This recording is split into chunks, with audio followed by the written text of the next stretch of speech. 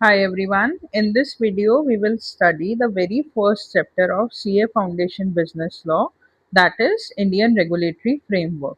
In this series, I will cover the whole subject for CA Foundation, which is applicable for coming attempt, that is September 2026 onwards. इसमें हम पूरा syllabus cover करेंगे from 0 to 100. So let's get started with a very first chapter. सो इसमें हम क्या क्या पढ़ने वाले हैं, पहले हम वो ब्रॉड टॉपिक्स देख लेंगे। फर्स्ट इज कि लॉ होता क्या है, बिजनेस लॉ। तो आपका जो सब्जेक्ट का नाम है दैट इज बिजनेस लॉ, तो हम उसका बेसिक डेफिनेशन पढ़ेंगे कि लॉ का मतलब क्या होता है। देन ये लॉ आया कैसे, हम थोड़ा हिस्ट्री में जाके देखेंगे कि लॉ इवॉल्व क्यों हुआ, लॉ चाहिए क्यों हमें अपनी सोसाइटी में। Next we will see the process of making law. क्या मैं और आप लॉ बना सकते हैं? Answer is no. तो कोई और लॉ बनाता है, कौन ऑथराइज है, उन्हें कौन ऑथराइज करना है लॉ बनाने की, और हम क्यों नहीं बना सकते हैं लॉ। सेकेंडली उसके बाद हम देखेंगे टाइप ऑफ लॉज, कि कितने टाइप के लॉज होते हैं। क्रिमिनल लॉ, सिविल लॉ, आपको थोड़ा बहुत नाम से समझ आ रहा होगा, लेकिन हम इसको और डिटेल में देखेंगे। Next is enforcing the law. किसी एक पर्सन मिस्टर ए ने लॉ बनाया, तो क्या यही पर्सन लोगों पे लॉ एनफोर्स करेगा या कोई दूसरा person that is mister B will enforce the law. So हम ये देखेंगे कि इन दोनों में क्या डिफरेंस है और क्यों मिस्टर बी लॉ एनफोर्स करेंगे और ए नहीं करेगा, इसके पीछे का हम लॉजिक देखेंगे। Next is we will see the structure of Indian judicial system. हमारे यहाँ जो सुप्रीम कोर्ट है, हाई कोर्ट है या डिस्ट्रिक्ट कोर्ट है, हम इनका स्ट्रक्चर देखेंगे, ऐसी क्यों है, ये किस पे एप्लीकेबल होते हैं, इसके लॉज किस पे एप्लीकेबल होते हैं, हम इसको डिटेल में देखेंगे। नाउ ये चैप्टर स्टार्ट करने के भी पहले आपके दिमाग में एक बेसिक क्वेश्चन आना चाहिए कि मैम 12th के बाद मैंने सोचा कि मेरे को सीए बनना है। I am aspiring to become a very successful chartered accountant in future. तो मेरे को तो इतना आइडिया है, as far as I can think, कि सीए की degree revolves around audit, company law में भी, एंड अकाउंटेंसी, टैक्सेशन। बट मेरे को इतना नहीं समझ आ रहा कि हमको डिटेल में इतना लॉ पढ़ना चाहिए, because some of my friends gave CLAT and they want to become lawyer और जजेस इन फ्यूचर। तो आप जो बता रहे हो क्रिमिनल लॉ, सिविल लॉ, या कैसे लॉ बनता है या लॉ कब बन रहा है, कौन एनफोर्स करता है, ये सब तो उनको पढ़ना चाहिए। ये मेरे सिलेबस में क्या कर रहा है, मेरे को तो अकाउंटेंसी पढ़नी चाहिए या ऑडिट पढ़ना चाहिए। तो ये आपका डाउट एकदम करेक्ट है कि ये हम क्यों पढ़ रहे हैं। सो फर्स्ट थिंग इज, आप लोग सीए बनने जा रहे हैं, तो the very first thing that should be in your mind कि सीए हमारी सोसाइटी में एक बहुत ज़्यादा रेप्यूटेड प्रोफेशन है। जो पर्सन सीए जो क्वालिफाई करता है वो पर्सन बहुत नॉलेजेबल होता है। तो जैसे कल को आप प्रैक्टिस कर रहे हो, आपके पास कोई क्लाइंट आया एंड ही आस्क्ड कि कुछ उसने इनकम टैक्स के प्रोविजंस पूछे आपसे, you will be able to answer because you have studied it. कोई उनने कुछ पूछा कि इसकी जर्नल एंट्री कैसे डलेगी, you will be able to answer कि ऐसे ऐसे होगा, ये इसका अपील का क्या केस होगा। लेकिन अगर उन्होंने आपसे पूछा कि सर ये तो ठीक है, मेरे को थोड़ा सा एक डाउट था कि एग्रीमेंट और कॉन्ट्रैक्ट में क्या डिफरेंस होता है, क्योंकि मेरा एक कोर्ट केस चल रहा है, उसमें यही वो चल रहा है कि एग्रीमेंट नहीं है, ये कॉन्ट्रैक्ट है, ये ब्रीच हुआ है नहीं हुआ है, मेरे को इसके पैसे मिलेंगे या नहीं मिलेंगे। एंड उस केस में अगर आप ब्लैंक हो जाओ कि अरे मेरे को तो पता ही नहीं है, तो दैट इज नॉट गुड। आपको हर एक चीज का थोड़ा बहुत नॉलेज होना चाहिए, and this is related to our field. हम लोग आगे पढ़ेंगे तो आपको समझ आएगा ये कैसे रिलेटेड है, इसलिए हम ये सब्जेक्ट पढ़ रहे हैं या लॉ एज अ सब्जेक्ट पढ़ रहे हैं। बिकॉज सीए जो है वो मेजर लीगल मैटर्स में लोगों का फर्स्ट पॉइंट ऑफ कांटेक्ट होता है। इनकम टैक्स की रेट पड़ी, जीएसटी का नोटिस आया, कुछ भी हुआ, लोग किसको फोन लगाते हैं, हमारे सीए से बात कर लो आप। तो कुछ भी डिटेल्स में लोग इतना डिस्टिंग्विश नहीं कर सकते कि इस केस में हमें इनसे बात करनी है, यहाँ इससे करना है, and we should be having answer with us. इसलिए हम ये चीज पढ़ते हैं, हमें कुछ बेसिक नॉलेज होना चाहिए कि हम लोगों को एडवाइस कर सकें। सो आई होप आपको ये चीज़ क्लियर हुई होगी कि हम ये सब्जेक्ट पढ़ क्यों रहे हैं। नाउ अब हम ये देखते हैं कि लॉ रिक्वायर्ड क्यों है। अब आप नॉर्मल सोचो, आप जिस सोसाइटी में रह रहे हो, आपको पता है अगर किसी इंसान ने चोरी करी तो उसके लिए एक रूल्स हैं, किसी ने मर्डर करा तो रूल्स हैं। अगर मैं बोलूँ आने वाले 1 घंटे के लिए सोसाइटी में कोई भी रूल्स नहीं है, कोई भी लॉ एप्लीकेबल नहीं है, तो आप क्या करोगे? सबसे पहले कुछ लोगों का आंसर होगा मैम मैं गाड़ी उठाऊंगा, जाऊंगा ज्वेलर्स की शॉप पे और गोल्ड चुरा लूंगा। किसी का आंसर होगा मैम मैं ये कर लूंगा, मैम मैं वो कर लूंगा। ये सब चीजें या सोसाइटी को इन प्रॉपर ऑर्डर रखने के लिए कि सारे लोग प्रॉपर ऑर्डर में रहें, लोगों को डर रहे कि वो लोग कुछ क्राइम कमिट ना करें, उसके लिए एक प्रॉपर एक्शन होगा। आप टैक्स की चोरी ना करो क्योंकि आपके ऊपर रेट पड़ सकती है या आपको पेनल्टीज देनी पड़ सकती हैं। तो ये जो है ये लॉ ही एनफोर्स करता है, इसलिए सोसाइटी में प्रॉपर ऑर्डर रहता है। आई होप आपको क्लियर हुआ कि why law is required. Law चाहिए क्यों? Firstly, to provide uniform set of rules and regulation to govern people and conduct and business relationship. Uniform set of rules मतलब कोई अगर मिस्टर ए है और कोई मिस्टर बी है, ऐसा नहीं होगा कि मिस्टर ए टैक्स की चोरी कर जाए और इन पे रूल नहीं लगेगा और मिस्टर बी करेंगे और इन पे लग जाएगा।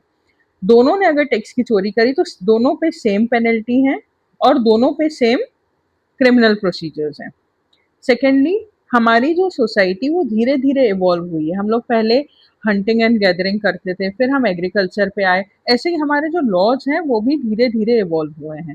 ये आपकी नॉर्मल जनरल नॉलेज के लिए है कि सबसे पहला लॉ कौन सा था, दैट इज दिस। एंड एक है 12 ब्रॉन्ज टेबलेट, रोम पे लिखा हुआ है, ठीक है, 450 बीसी का है। This is just for the history and knowledge perspective. Next हम आगे आते हैं, हमने देखा हम लॉ क्यों पढ़ रहे हैं। सेकेंडली, लॉ बना ही क्यों इन अ सोसाइटी। उसके बाद हम आते हैं अपनी first part of the chapter, that is the basic definition कि व्हाट इज लॉ। लॉ होता क्या है?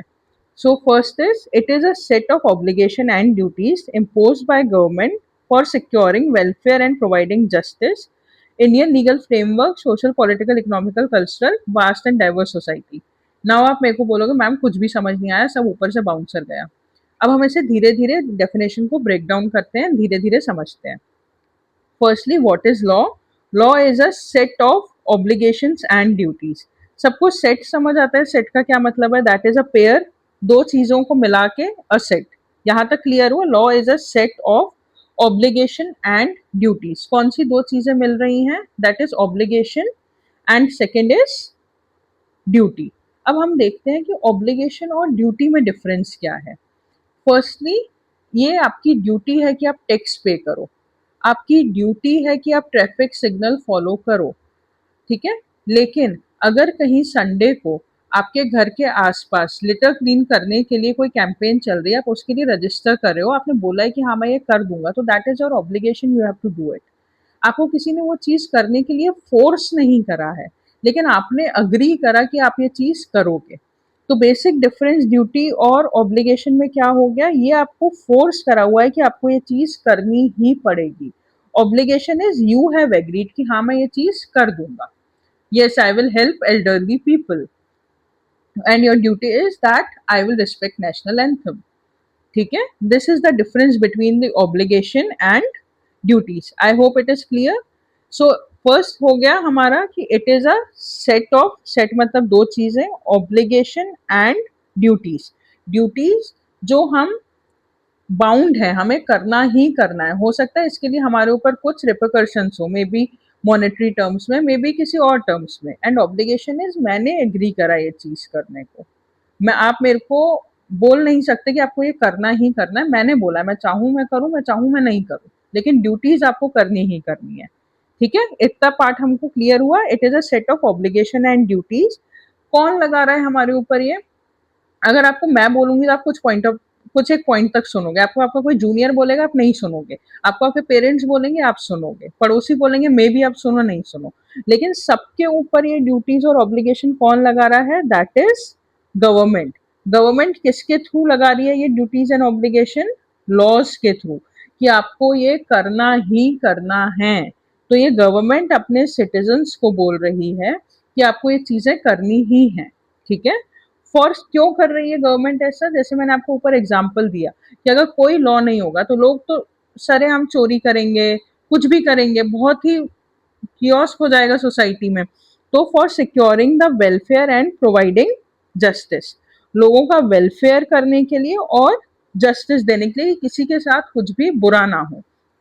अब हमारी जो इंडियन सोसाइटी है ये बहुत ज़्यादा डाइवर्स है, बहुत अलग अलग टाइप के लोग इसमें रहते हैं, बहुत अलग अलग कल्चर के लोग रहते हैं, बहुत ही रिच सोसाइटी है हमारी। तो जो हमारा लीगल फ्रेमवर्क है वो हर एक एक्सपेक्ट में ऐसे बनाया गया है कि वो हमारी जो सोशल डाइवर्सिटी है, चाहे हमारी पॉलिटिकल या इकोनॉमिकल या कल्चरल, हम इन सब चीज़ों को माइंड में रखते हुए हमारे लॉज बने हैं, क्योंकि हमारी इंडिया बहुत वास्ट और डाइवर्स कंट्री है। ठीक है, अब आपको ये पूरा समझ आया कि क्या होता है, एक बार अपन इसको रिवाइज कर लेते हैं। ठीक है, firstly is what is law. तो law is a set of, set मतलब दो चीजें मिलके बनी है, क्या दो चीजें मिलके बनी है, obligation and duties. It is a set of combination of obligation and duties. Obligation मैं अपनी मर्जी से बोल रहा हूँ कि मैं करूंगा, एंड ड्यूटी इज मेरे ऊपर इम्पोज करा गया है कि आपको ये चीज करनी है। कौन इम्पोज कर रहा है? It is impose by the government of India. Then क्यों कर रहे हैं वो लोग impose? To secure the welfare and providing justice. और हमारा जो इंडियन लीगल फ्रेमवर्क है, क्योंकि हमारी कंट्री बहुत ज़्यादा डाइवर्स है, वो इन सब चीज़ों को ध्यान में रखते हुए बनाया गया है। हाई आई होप यहाँ तक हमको क्लियर है। तो अब हम वापस चलते हैं अपने इसमें। हमने इसमें क्या पढ़ लिया है? सबसे पहले कि हम लॉ क्यों पढ़ रहे हैं, लॉ एज अ सब्जेक्ट क्यों आया, एंड थर्ड लॉ होता क्या है। तो हमारा ये वाला जो पार्ट है ये हमारा सॉर्टेड है। अब हम सेकेंड पार्ट देखते हैं, that is sources of law. Law आया कैसे? सबसे पहले हम सबको पता है, हमने स्कूल टाइम में पढ़ा है that we were ruled by the Britishers. ठीक है, तो जब ब्रिटिशर्स आए थे वो रूल कर रहे थे, तो ऐसा तो नहीं है ना कि हर एक जगह अलग अलग चीजों से कुछ रूल करेंगे, उनने भी कुछ एक लॉज निकाले होंगे कि आप लोग इतना टैक्स देंगे, अदरवाइज आपको इतनी पेनल्टी है। तो ये सब चीजें लॉज थी जिसके थ्रू वो लोग गवर्न कर रहे थे हम लोगों को। ठीक है, लेकिन जब हमको इंडिपेंडेंस मिली या जब हम आजाद हुए, तब हमने बनाया हमारा एक कॉन्स्टिट्यूशन। अब आप कॉन्स्टिट्यूशन को ऐसा लो कि constitution is the mother of all laws. ठीक है, बाकी जितने लॉज हैं, जैसे मानो ये टाइमलाइन है, ठीक है, यहाँ पे आया कॉन्स्टिट्यूशन, ये आया हमारा कॉन्स्टिट्यूशन ऑफ इंडिया। ठीक है, अब इसके बाद जितने लॉज आएंगे या फिर इसके पहले जितने लॉज थे, ये सब कॉन्स्टिट्यूशन के इन लाइन होने चाहिए। अब आप बोलोगे मैम इस बात का क्या मतलब है? जैसे इस डेट पे कॉन्स्टिट्यूशन आया, तो अब हम कॉन्स्टिट्यूशन को ये देखते हैं कि कॉन्स्टिट्यूशन हमारा मदर है ऑफ ऑल लॉज। ठीक है, अब हमारे घर में मम्मी है, एंड आप लोग मानो कि आप 5-6 भाई बहन हो, तो आप लोग मम्मी के फुटप्रिंट फॉलो करोगे या मम्मी आपके फुटप्रिंट फॉलो करेंगी? इन सिंपल एग्जांपल कि आप लोग मम्मी की बात मानोगे या मम्मी आपकी बात मानेंगी? ठीक है, तो आंसर इज कि हम लोग मम्मी की बात मानेंगे, क्योंकि मम्मी के पास हमसे ज्यादा नॉलेज है, ज्यादा एक्सपीरियंस है, एंड शी इज हमसे बड़ी है वो। ठीक है, ऐसे ही ये मदर ऑफ ऑल लॉ है, तो हर एक लॉ किसकी बात मानेगा? That is constitution of India की।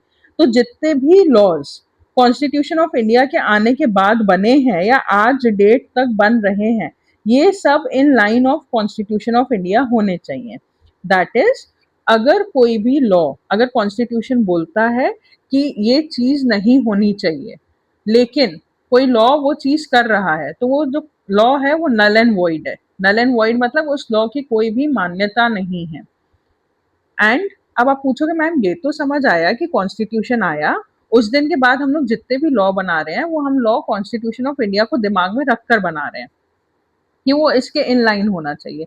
कि अगर कॉन्स्टिट्यूशन ऑफ इंडिया बोल रहा है कि यू हैव टू पे टैक्सेस, तो किसी भी लॉ में आगे आने वाले एक्ट में ऐसा नहीं लिखा है कि आप टैक्स नहीं पे करोगे। ठीक है, नहीं तो अगर कुछ ऐसा लिखा है तो हमारा सुप्रीम कोर्ट या हाई कोर्ट उसे नलिफाई कर देगा। लेकिन मैम जो लॉज कॉन्स्टिट्यूशन के आने के पहले बन गए इस वाले एरिया में, जब हम लोग आजाद नहीं थे, और वो कुछ लॉज अभी भी एप्लीकेबल हैं, ऐसा है कि कुछ लॉज तब के चले आ रहे हैं जो अभी भी एप्लीकेबल हैं, तो वो तो हो सकते हैं कि कॉन्स्टिट्यूशन के इन लाइन नहीं हो या वो नहीं बात मान रहे हो। तो आंसर इज ये, आपका दिमाग एकदम सही चल रहा है इस जगह पे कि कुछ ऐसे हो सकते हैं जो इनके आने के पहले बने, उन्हें थोड़ी पता कि हमको आगे जाके मम्मी की बात माननी है। तो उसमें जितने भी लॉज में प्रोविजंस हैं ऐसे जो in contravention to constitution of India हैं, वो सब नल एंड वॉइड है। मतलब अगर कोई भी ऐसा लॉ जो कॉन्स्टिट्यूशन के आने के पहले है, लेकिन उसमें कुछ ऐसा प्रोविजन है that is not in line with constitution of India, तो वो वाले प्रोविजन नल एंड वॉइड हैं। इससे हमको क्या समझ आता है कि सुप्रीम कौन है? That is constitution of India, who is the mother of the all law, that is constitution of India. हर किसी को इन लाइन, किस हर एक लॉ को इन लाइन विद किसके होना चाहिए, that is constitution of India. आप किसी भी कीमत पे कॉन्स्टिट्यूशन ऑफ इंडिया को ब्रीच नहीं कर सकते हो कोई सा भी लॉ बनाने के लिए, अदरवाइज वो नल एंड वॉइड है। उसके बाद हम देखते हैं, एक तो हमारा कॉन्स्टिट्यूशन हो गया, that is the most supreme law. उसके बाद आते हैं कुछ लॉज जो मेजरली बनते हैं, law made by the parliament and the state assembly. अब आपने सुना होगा पार्लियामेंट के इलेक्शंस हो रहे हैं, लोकसभा इलेक्शंस हैं, राज्यसभा के लिए लोग नॉमिनेट हो रहे हैं, या फिर आपके स्टेट्स के इलेक्शन है। तो हम वो देखेंगे कि कुछ लॉज ये लोग बनाते हैं। फिर उसके बाद कुछ ऐसा, क्योंकि हमारी जो सोसाइटी है बहुत एनरिच सोसाइटी है, कुछ ऐसे कस्टम्स हैं या फिर कुछ ऐसे रिचुअल्स हैं जो स्टेब्लिश्ड हैं, तो वो वाले कस्टम्स और रिचुअल्स वो ऐसे ही चले आ रहे हैं, तो वो भी एज अ लॉ लिए जाते हैं। या फिर आप आगे जाके आपके एज अ लॉ, जब आप इंटरमीडिएट में लॉ पढ़ोगे या डायरेक्ट टैक्स पढ़ोगे या इनडायरेक्ट टैक्स पढ़ोगे, वहां आप आगे जाके पढ़ोगे कि कुछ ऐसे लॉज हैं, या सॉरी कुछ ऐसे जुडिशियल डिसीजन है, मतलब सुप्रीम कोर्ट या हाई कोर्ट के कुछ ऐसे डिसीजन हैं जो बहुत ही लैंडमार्क डिसीजन हैं। उनको हम हर एक जगह फॉलो करते हैं, they are as good as law. ठीक है, तब आपको समझ आया कि लॉ के सोर्सेस कहाँ से हैं, कहाँ कहाँ से लॉ आ रहा है। सबसे पहले लॉ की मम्मी कॉन्स्टिट्यूशन ऑफ इंडिया। उसके बाद लॉ कौन बनाता है, सुप्रीम कोर्ट, सॉरी उसके बाद लॉ कौन बनाता है, पार्लियामेंट और स्टेट असेंबली। उसके बाद कुछ हमारे जो चले चले आ रहे हैं कस्टम और यूजेस वो सब, एंड उसके बाद जुडिशियल डिसीजंस जो बहुत फेमस हैं या जो बहुत ज्यादा रेलेवेंट हैं। आप आगे जाके पढ़ोगे कि कौन से हैं, आपको रीजन भी समझ आएगा कि ये इतने इम्पोर्टेंट क्यों है। कई बार ऐसा होता है कि कुछ एक लॉ आया, उसका कुछ लेकुना है, तो वो किसी जुडिशियल डिसीजन से सही होता है, तो वो वाला judicial decision is as good as the law. ठीक है, तो ये तीन चीजें हो गई कि हमारा लॉ कहाँ से आ रहा है। आई होप इतना पार्ट आप लोगों को क्लियर हो गया है, इससे अराउंड कोई भी क्वेश्चन आएगा आप लोगों से बन जाएगा। ठीक है, अब हम आजाद हुए तो हमने बनाया, मैंने आपको बताया कॉन्स्टिट्यूशन ऑफ इंडिया। ठीक है, उसके पहले भी मैंने आपको बोला कि जब ब्रिटिशर्स थे वो लोग भी हमको किसी चीज से गवर्न कर रहे थे। एंड लॉ तो ऐसा नहीं है, ऑल ओवर द वर्ल्ड जो लोग हैं, जो लोग रह रहे हैं, वो मोर और लेस सब एक ही टाइप के लॉ से गवर्न होते हैं। तो हमारा जो कॉन्स्टिट्यूशन ऑफ इंडिया है वो बहुत सारे सोर्सेस से इंस्पायर्ड है। मतलब हमने बहुत सारे सोर्सेस से डेटा लिया है, या हमने बहुत सारे सोर्सेस से प्रोविजंस लिए हैं अपना कॉन्स्टिट्यूशन बनाने के लिए। उसमें से एक मेजर सोर्स है गवर्नमेंट ऑफ इंडिया एक्ट 1935। हम पे जब ब्रिटिशर्स रूल कर रहे थे, तब ये एक बहुत मेजर एक्ट था जिसके थ्रू हम रूल हुए हैं। एंड ये 1935 में आया है, एंड इसके काफी सारे प्रोविजंस एज इट इज हमारे कॉन्स्टिट्यूशन ऑफ इंडिया में हैं। तो अगर आपसे पूछा जाएगा कि constitution of India is mainly influenced और इंस्पायर्ड बाय, तो आपका आंसर होगा गवर्नमेंट ऑफ इंडिया एक्ट 1935। ठीक है, अब हम कुछ फीचर्स देखते हैं अपने कॉन्स्टिट्यूशन के। फर्स्ट इज हमारा जो कॉन्स्टिट्यूशन है, दैट इज हमारी जो इंडियन सोसाइटी है, that is federal not unitary. इसका क्या मतलब होता है, फिर आप इससे समझो, ये हमारी जो सोसाइटी है that is federal not unitary. मतलब हमारे पास सेंट्रल गवर्नमेंट भी है और हमारे पास स्टेट गवर्नमेंट भी है। सेंट्रल गवर्नमेंट हम सबको पता है दिल्ली से रन होती है, स्टेट गवर्नमेंट आप जिस स्टेट को, आप एमपी के हो, आप छत्तीसगढ़ के हो, वहां की आपकी एक रिस्पेक्टिव गवर्नमेंट रहती है। तो हमारे पास कौन कितने टाइप की गवर्नमेंट है, आंसर इज दो। क्या हमारे पास सिंगल गवर्नमेंट है, यूनिटरी गवर्नमेंट है, आंसर इज नो। तो हमारी कैसे टाइप की गवर्नमेंट हो गई, फेडरल।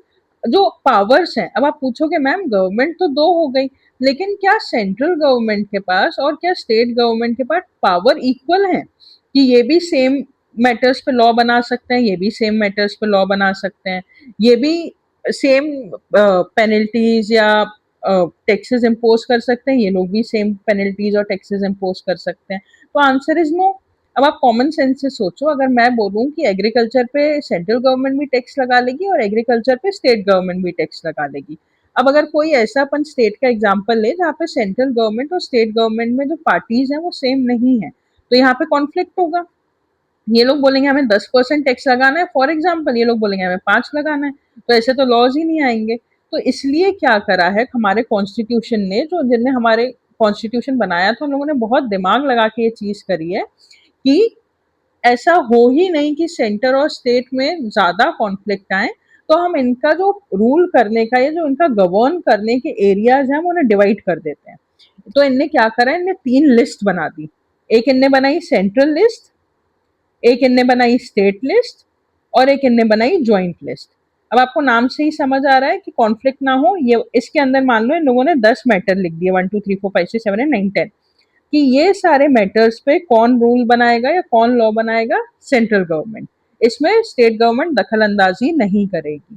दूसरा इन लोगों ने बनाया कि ये स्टेट लिस्ट है, इस पे कौन रूल्स बनाएगा, दैट इज स्टेट गवर्नमेंट, इसमें सेंट्रल गवर्नमेंट दखल अंदाजी नहीं करेगी। लेकिन कुछ मैटर ऐसे हैं जिसमें दोनों जन रूल्स बना सकते हैं और जो लोगों के वेलफेयर के लिए, हमारी जो गवर्नमेंट है लोगों के वेलफेयर वेलफेयर के लिए ही है।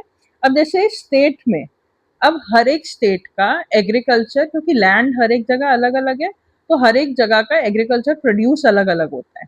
तो उस पे कैसे लॉज बनने हैं या क्या होना है, तो वो बहुत स्टेट स्पेसिफिक है, वो कोई एक इंसान सेंटर पे बैठ के नहीं बता सकता है।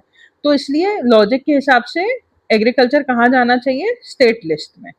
ठीक है, ऐसे इन लोगों ने लॉजिक के हिसाब से लिस्टें डिवाइड करी है। तो आपको अब ये क्लियर हुआ फर्स्ट पॉइंट कि हमारी जो इंडिया का स्ट्रक्चर है that is federal not unitary, मतलब जो पावर्स हैं वो सेंटर गवर्नमेंट और स्टेट गवर्नमेंट दोनों में डिवाइडेड है।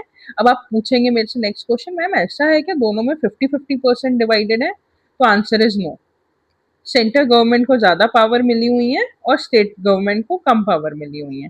ठीक है, तो it is actually quasi federal, मतलब पूरा फेडरल नहीं है, पूरा 50-50 नहीं है, थोड़ा सा, मतलब ऐसा है, मतलब 70-30 मान लो आप, यूनिटरी भी नहीं है 100-0, लेकिन 70-30 है। ठीक है, लॉज जो है that are made by the people and for the people. Law कौन बनाता है, लोग ही बनाते हैं, और किसके लिए बनाते हैं, अपने खुद के लिए। ना आपके दिमाग में एक क्वेश्चन आएगा कि मैम ना मैंने ना मेरे पेरेंट्स ने, किसी ने लॉ नहीं बनाया, तो यहाँ कैसे लिखा है कि they are made by the people, for the people? तो मेरे को फिर भी समझ आ रहा है कि हमारे ऊपर अप्लाई हो रहा है तो हमारे लिए बने हैं लॉ, लेकिन हम कैसे बना रहे हैं, तो इसका आंसर मैं आपको आगे जाके देती हूँ। ठीक है, नेक्स्ट हमारे कॉन्स्टिट्यूशन में फंडामेंटल राइट्स और फंडामेंटल ड्यूटीज डिस्क्राइब्ड है। आपको याद हो मैंने ऊपर लॉ का बताया था कि ऑब्लिगेशन एंड ड्यूटीज, तो हमारी कुछ ड्यूटीज यहाँ पे डिफाइंड है कि हमको क्या क्या करना है, और कुछ हमारे राइट्स भी हैं कि एज आप सिटीजन ऑफ इंडिया आपके ये राइट्स हैं, आप गवर्नमेंट से ये अपने हक मांग सकते हैं। ठीक है, आई होप आप लोगों को इतना पार्ट क्लियर हुआ होगा कि हमारी जो गवर्नमेंट है that is federal not unitary and it is actually quasi federal.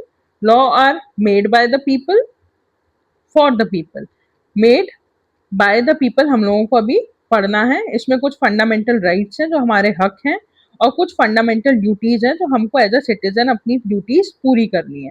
ये 3 लिस्ट में डिवाइडेड है, सेंट्रल, स्टेट और ज्वाइंट। ये भी मैंने समझाया कि ऐसा क्यों है। अब हम आगे चलते हैं। नेक्स्ट हमारा पार्ट आता है process of making law. Law कैसे बनता है? सबसे पहले 2 हाउसेज होते हैं, एक है Lok Sabha and second is Rajya Sabha. ठीक है, ये पार्लियामेंट के 2 हाउसेज हैं, लोकसभा एंड राज्यसभा। तो कोई एक पर्सन पार्लियामेंट का जो इलेक्टेड मेंबर है, जिसको हमने इलेक्ट करा है अपने वोट्स देके, बहुत सारे लोगों ने इस पर्सन को वोट दिया, ठीक है, और ये पर्सन इलेक्ट हुआ और ये जाके एज अ लीडर लोकसभा में बैठा है। ठीक है, तो इनने कोई एक, इनके दिमाग में आया कि मेरे को एक लॉ बनाना चाहिए, तो इनने लोकसभा में बोला कि मेरे को ऐसा लगता है कि इस टॉपिक पे लॉ बनना चाहिए एंड ये लॉ है जो मैं प्रपोज कर रहा हूँ। तो ये खड़े हुए, इनने बोला कि मैं ये लॉ प्रपोज कर रहा हूँ। तो इनने जब लॉ प्रपोज करा, उसको क्या बोलते हैं, बिल। ठीक है, अब ये इन मिस्टर ए को लगा कि इस मैटर पे, टॉपिक पे लॉ होना चाहिए, तो ये इनने प्रपोज करा। अब और भी बहुत सारे मेंबर्स हैं लोकसभा राज्यसभा में, हो सकता है कि इस ग्रुप ऑफ मेंबर को लग रहा हो कि हाँ ये बिल सही है, इस ग्रुप ऑफ मेंबर को लग रहा हो कि ये बिल सही नहीं है। तो लोकसभा और राज्यसभा में क्या होगा, डिबेट और डिस्कशन। अगर मेजॉरिटी ऑफ द लोगों को लगता है कि हाँ मिस्टर ए सही बोल रहे हैं, ये हमारे लोगों के वेलफेयर के लिए है कि इसमें इस टॉपिक पे लॉ होना चाहिए, तो हम ये लॉ पास कर देते हैं। देन उसके बाद प्रेसिडेंट की एसेंट मिलती है। प्रेसिडेंट की एसेंट क्या होती है? वो लॉ पे साइन करते हैं अपना। देन वो ऑफिशियल गेजेट ऑफ इंडिया में पब्लिश होता है, उसके बाद वो एक्ट बनता है। तो हमारे यहाँ से की टेक अवे क्या होते हैं? सबसे पहले लॉ जो प्रेजेंट होगा उसको हम क्या बोलेंगे? बिल। ठीक है, अभी वो एक्ट नहीं बना है। अगर कोई एक बिल आ रहा है, क्या उस बिल के बेसिस पे किसी को पनिशमेंट या रिवॉर्ड मिल सकता है? आंसर इज नो, क्योंकि अभी तक वो बिल पास नहीं हुआ है और वो एक्ट नहीं बना है। आप कई बार पढ़ते होंगे या सुनते होंगे न्यूज में कि ये वाला बिल फेल हो गया, या ये वाला बिल इस पार्टी ने पास नहीं करा तो वो बिल लॉ नहीं बन पाया, तो वो यही बिल है। देन उसके बाद बिल इंट्रोड्यूस हुआ, देन लोकसभा और राज्यसभा उस पर क्या करेंगे? Debate and discussion. देन जब लोकसभा एंड राज्यसभा उस बिल को पास कर देंगे, तो वो प्रेसिडेंट के पास जाएगा उनके सिग्नेचर के लिए। उनने साइन कर दिया तो फिर वो जाएगा ऑफिशियल गेजेटेड ऑफ इंडिया में, वहां पे ये पब्लिश होगा, एंड देन वो क्या बन जाएगा? फाइनली एक्ट बन जाएगा। ठीक है। अब आप पूछेंगे मैम, मान लेते हैं कि 1 अगस्त को, सॉरी 1 जनवरी को बिल प्रपोज हुआ, लेकिन ये सब प्रोसेस करते में, debate, discussion, signature and gazette में वो करते हुए ये फाइनली पास हुआ है 31 मार्च को। तो मैम ये तो 3 मंथ का गैप हो गया। तो अगर कोई पर्सन है मिस्टर ए, ठीक है, तो उन पे अगर ये लॉ एप्लीकेबल होना है तो वो इस डेट से एप्लीकेबल होगा या फिर वो इस डेट से एप्लीकेबल होगा? आप लोग मेरे को लॉजिकली आंसर बताओ, क्या इस डेट पर, इस पर्टिकुलर डेट पर, 1/1 पर, 1 जनवरी पे क्या ये लॉ इन एग्जिस्टेंस था? एक्ट बन गया था? Answer is no. यहाँ बन गया था कहीं बीच में? Answer is no. कब बना है? जब वो ऑफिशियली पब्लिश हो गया और उन्हें प्रेसिडेंट ने साइन कर दिया है। तो किस डेट से ये मिस्टर ए पे एप्लीकेबल होगा? Answer is 31/3। जिस दिन वो एक्ट बन गया है उस दिन से ये लॉ एप्लीकेबल होगा इंडियन सिटीजन्स पे। ठीक है। लॉ, तो ये चीज यहाँ लिखी है, law is applicable from the date mention in the notification as effective date. या तो ये डेट हो सकती है, या फिर लॉ जो बना है उसके अंदर अगर कोई डेट मेंशन्ड है फ्यूचर की, कि इस डेट से हम इस लॉ को अप्लाई करेंगे, फॉर एग्जाम्पल हम इसको 1 अगस्त से अप्लाई करेंगे, तो वो वाली डेट कहलाएगी डेट ऑफ लॉ। ठीक है। जब इंट्रोड्यूस होता है तो उसे हम क्या बोलते हैं? बिल। उसके बाद वो क्या बन जाता है? एक्ट। ठीक है। आई होप यहाँ तक आप लोगों को क्लियर है। अब हम देखते हैं हमने क्या क्या पढ़ लिया है जो हमारा मेन था। सबसे पहले हमने पढ़ा कि हम क्यों लॉ पढ़ रहे हैं, हमारे लॉ वाले फ्रेंड्स क्यों नहीं पढ़ रहे हैं। सेकंड, हमने ये टॉपिक पढ़ा कि लॉ एज अ सब्जेक्ट आया ही क्यों। Secondly, what is law? Law होता क्या? It is a set of obligation and duties जो गवर्नमेंट इम्पोज करती है, क्योंकि वो वेलफेयर करना चाहती है, और इंडियन बहुत डाइवर्स कंट्री है तो हर एक चीज को दिमाग में रखकर लॉ बनाया गया है। देन हमने पढ़ा सोर्सेज ऑफ लॉ। यहाँ पे हमने पढ़ा कि लॉ की मदर कौन है? That is constitution of India. सारे लॉज उनको फॉलो करने चाहिए। कुछ जो हमारे लॉज हैं वो क्या नाम है, हमारे कस्टम्स एंड यूसेज से आते हैं, कुछ हमारे लॉज हैं जो जुडिशियल डिसीजन से आते हैं, और कुछ हमारे लॉज हैं जो पार्लियामेंट या स्टेट गवर्नमेंट से पास होते हैं। उसके बाद हमने प्रोसेस भी पढ़ दिया कि लॉ बनता कैसे है। अब इसके बाद हम नेक्स्ट टॉपिक है हमारा टाइप ऑफ लॉज। ये हम पढ़ेंगे अपने नेक्स्ट वीडियो में कि टाइप ऑफ लॉज क्या होता है, एंड इस चैप्टर को हम अपने नेक्स्ट वीडियो में खत्म करेंगे।